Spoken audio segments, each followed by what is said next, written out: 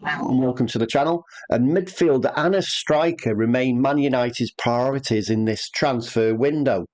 And our club still has hopes for a deal for Mason Mount and Rasmus Hojlund. So starting with Mason Mount, sources close to Mount and United say a deal is most immediate and is likely to happen pretty soon.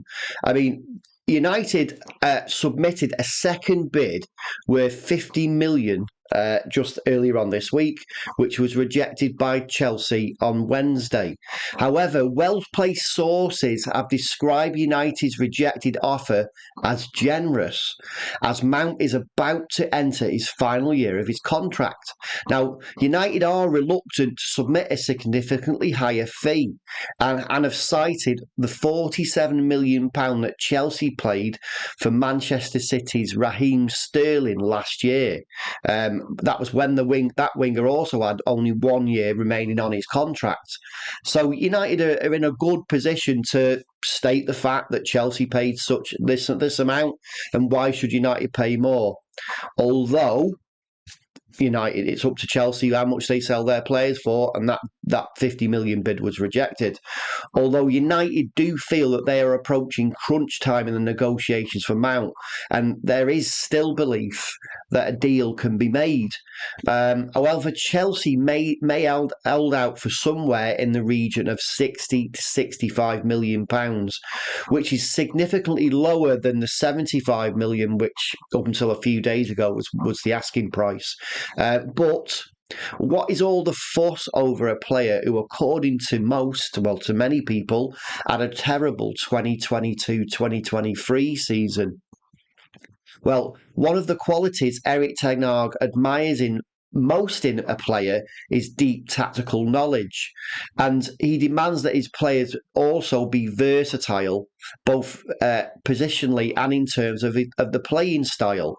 And in that regard, Mason Mount is well thought of in both of those areas. So he's thought of positionally, he's tactically aware, positionally aware, and he's good. His playing style fits with Erik Ten Hag's needs.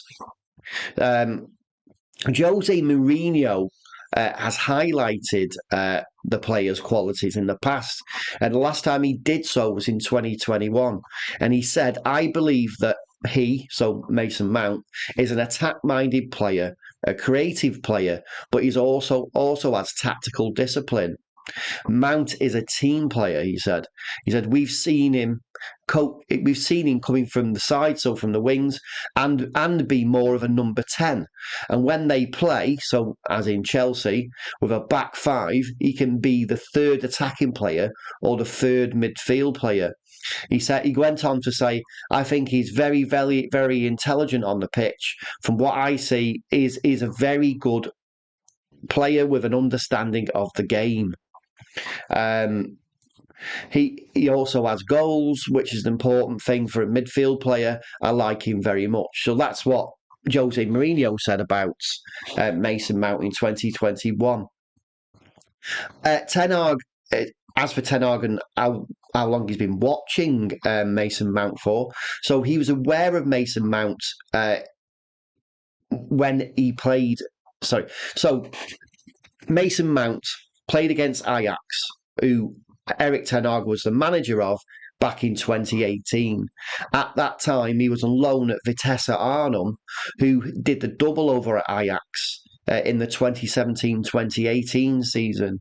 Now, Mount scored 14 goals and provided 9 assists during that campaign, and it earned him another loan deal, this time at Derby County, before he broke into the Chelsea first team in 2019. And that was actually during a transfer ban. So he broke into the team during Chelsea had a transfer ban. The manager at the time was Frank Lampard, and he was forced to blood young talent. And Mason Mount was one of those players. The midfielder has been a central cog in Chelsea's midfield for a number of different managers now. And his versatility is a key factor in basically consistently being picked despite coaches playing in different ways. So you can see why Ten Hag. Ultimately, this guy Mason Mount, he's an adaptable player. He's an intelligent footballer, and he can play in multiple areas in attacking and midfield roles, which is the type of versatility that Ten Hag really, really does want. So watch this space. I mean, Mason Mount could be one of the, if not the first signing, one of the first signings that Manchester United make in the transfer window. But United do need a striker. And on that front, let's talk about Rasmus Hojlund. So United having been discouraged from an immediate move for Tottenham's Harry Kane, Erik Ten Hag has held multiple video calls with Atalanta striker Rasmus Hojlund. Last month, Ten Hag admitted that he'd been speaking with potential targets that were keen on joining United, and Rasmus Hojlund is apparently keen on joining United. Sources say that SEG International, that's an agency, the agency that represents Erik Ten Hag, are also trying to sign Hojlund as a client in anticipation of a potential transfer from Atalanta to Manchester United. Now, Hojlund, he's 20 years old, and this past season he's scored 15 goals in 41 games for Atalanta, having only moved to Italy from the Austrian side Sturm Graz last year. He's also in this past season scored 6 goals for Denmark, and in one game, I think it was against Finland, he scored an hat-trick, which, for a young player who, that was his international debut, scoring a hat-trick on your international debut is a fantastic feat. But what does Erik Ten Hag actually see in Rasmus Hojlund? So let's go a bit over his background. So he was born in Copenhagen in 2003, and he comes from a footballing family and is the son of former Denmark striker Anders Hojlund. Rasmus started his career at Horsholm Userod, I think I got that right, but also represented Brøndby and Holbeek before joining the youth setup of his hometown club in 2017. He scored 5 goals in 32 first-team appearances for Copenhagen, and then joined the Austrian Bundesliga side Sturm Graz for €1.8 million in January 2022. So he had an 8-month stay in Austria, and that yielded 12 goals and 4 assists in 21 appearances before he joined Atalanta in Italy in a €17 million deal. Now, Hojlund has been compared to fellow Scandinavian Erling Haaland, and he does bear several similarities with, obviously, the Manchester City goal machine. He's 6'3" tall, and he regularly bullies defenders physically and is able to hold them off when he's receiving the ball. So that means he can hold the ball up in around the midfield or in the box. He can be a bit of a playmaker too. But he's not just a target man, as he often comes from deep to collect the ball and assist his side in their build-up play. Passing out wide also is one of his things. So he's passing out wide, turning and charging into the penalty area. I mean, this lad, he's apparently got absolute lightning pace, and it's like instant lightning pace. So he can be stopped still to moving like lightning, and he's renowned for his athleticism. And obviously, as I mentioned, his blistering pace, which makes him a perfect fit for Atalanta's counter-attacking style, and possibly Manchester United's too. He showcases incredible composure in front of goal, but also possesses a cannon of a left foot. He can shoot.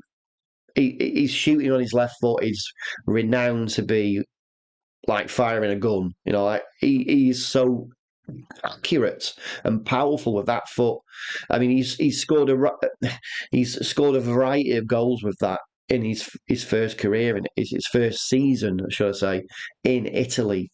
I mean, Hojlund likes to stay in central areas and can act as a lone striker or in tandem with a striker partner, as he often does with Ademola Lookman in Atlanta's 3-5-2 formation. So So this is what Hojlund actually said when asked about United. So would he be interested in signing for Manchester United? He says, "Well, I will not hide the fact that I'm a huge Manchester United fan." That's good. He said in January, I personally joining Manchester United would be one of the biggest things for me. But of course, that doesn't mean that I would turn down other big clubs if offers come at this point. But he is a Manchester United fan, so that's a great start. He went on to say, I think Cristiano Ronaldo is probably my idol. He said that in an interview with the Austrian Bundesliga. He says, I always watched Manchester United. I'm a Manchester United fan, but I also supported Real Madrid when Cristiano Ronaldo was there. So he's a Cristiano Ronaldo fan as well. I mean, what he thinks about what's happened since he said these things to Ronaldo, obviously because Ronaldo's no longer at the club. He says that he likes Cristiano Ronaldo's mentality. I like how ambitious and passionate he is. I also like the fact that he's very competitive. He says, I can see some similarities. He's fast. I'm also fast. He's left-footed. I'm also left-footed. He's strong and I'm strong too. I mean, he said that when asked. He said when asked about Haaland, I hope that I can reach his level, but I'll need to train very hard and be even more focused on the pitch. Um, as for Manchester United again, uh, it said the way he plays, I can see him there from the summer, and that was said by his Denmark teammate Philip Billing. I've got no idea who that player is, but basically he was saying that because he's a Man United fan and the way he plays, he'd be suited to United.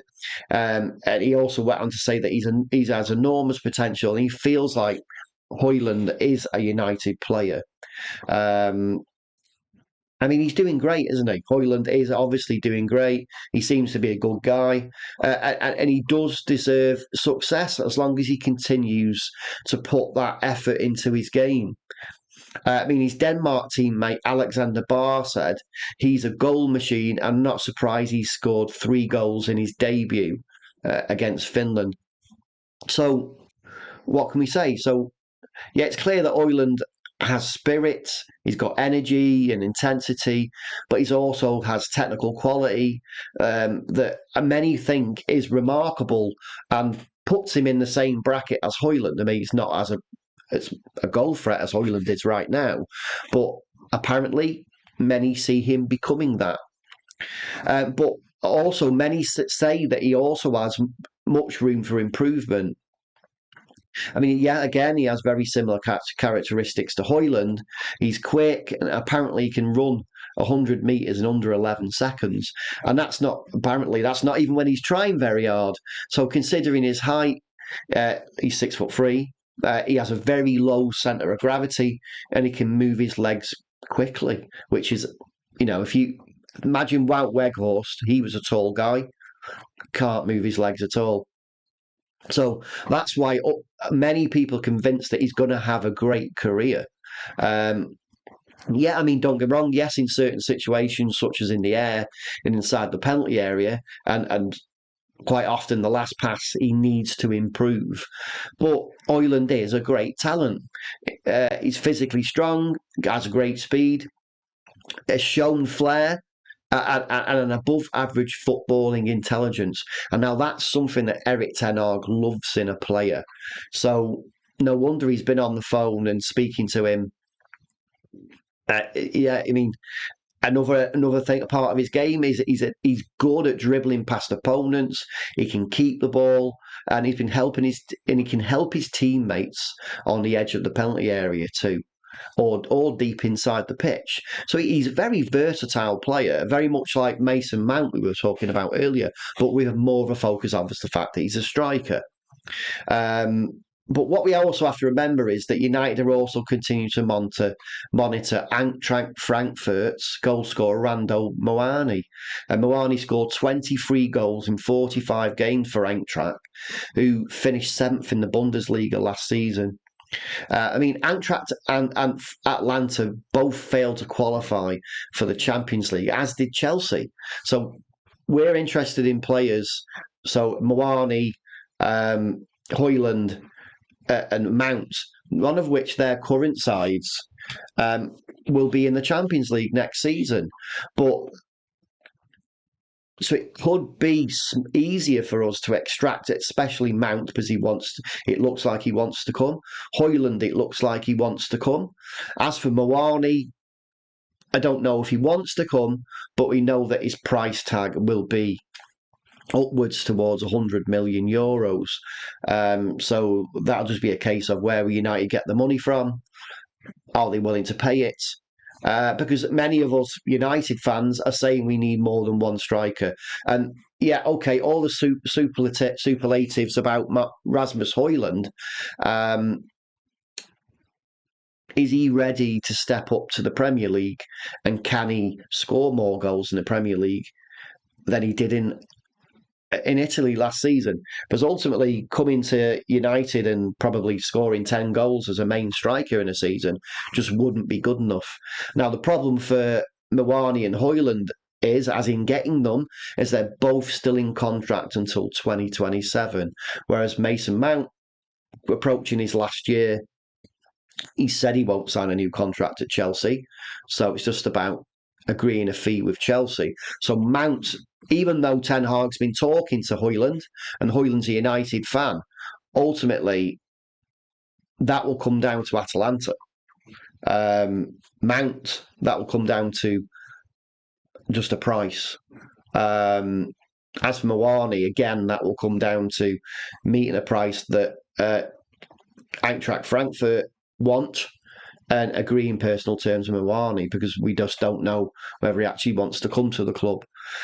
So that's it for this video. Please let me know if you've got any thoughts about what I've said, if you think I've missed anything out. If you disagree with anything I've said, please let me know in the comments. Please also, if you can help the channel by smashing a like on the video, and if you don't subscribe, please subscribe. Thanks for watching.